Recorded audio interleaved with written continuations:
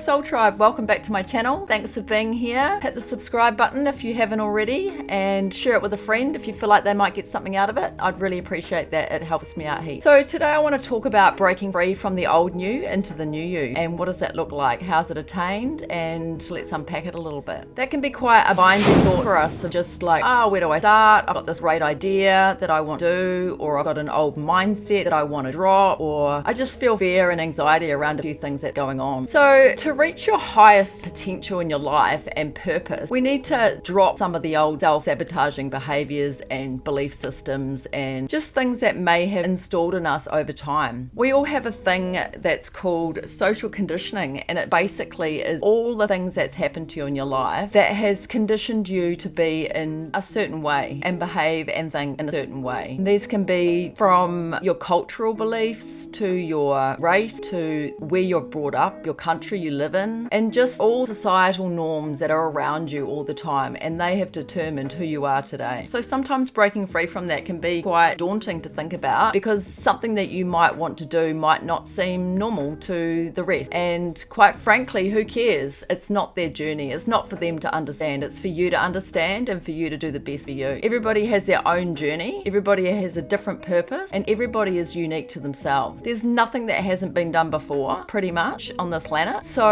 the only thing that's different, that's going to determine you to stand out from the crowd, is the way you do it. Your own authenticity added to it is going to bring your own flavor, and that can be to a new mindset or anything, a job, an idea, a new hobby, starting a new sport, just stepping into the new, really. So there is actually a guy called Abraham Maslow. Don't know if you've heard of him. He's a psychologist from years back, late 1800s, and he had a thing called the hierarchy of needs. Now, the hierarchy of needs is what he determined that every human needs before they can reach self-actualization. And it's called the hierarchy, and it comes in a pyramid. And at the bottom of the pyramid, we have our physiological needs. These are our basic needs. The air we breathe, food we eat, we need shelter, we need water. Without these, one can't survive and certainly can't flourish. The next on the hierarchy of needs is our safety. And that's how safe we feel in ourselves or our resources we have and security around that. The next we have is love. Love is self-love, love for others, and love for all human things, love for everything in existence. The next is belonging. So belonging is the relationships we have. It might be your work, if you feel like you belong in your workplace, like your actual just self-inner belonging.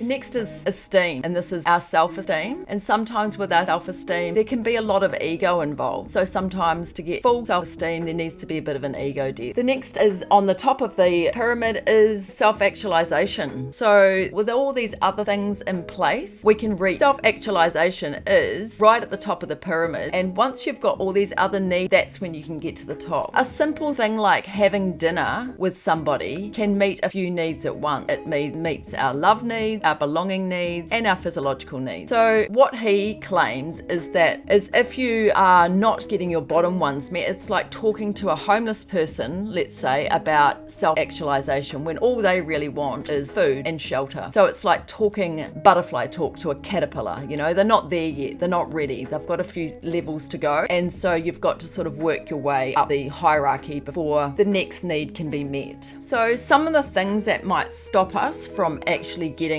to the next place is probably fear. Some fear around some self-belief that we've had and that we've been carrying around. So fear, in my eyes, is just false evidence appearing real. It's not actually how reality is. It's just how we're perceiving it from a certain mindset that we've developed. So to drop these self-sabotaging and self-limiting beliefs is a good way to push forward. So through our learnt behaviors and realizing they're just not serving you, it's time to drop that, because it's not going to take you anywhere by just thinking, no one else is doing it. Oh, crikey, I'm standing out from the crowd and I look silly. I might fail. I do believe that failure is not really something that we'd really feel if we were just by ourselves. But with society looking on us with our idea and the failure, it's actually our fear of what others might think of us. Once again, who cares? Some people don't even have the courage to step into the unknown and take that leap. So how dare they judge you for trying? And in every failure, there is a lot of growth, and there's a lot of self-confidence confidence that's installed, because you might learn a different way to come at that.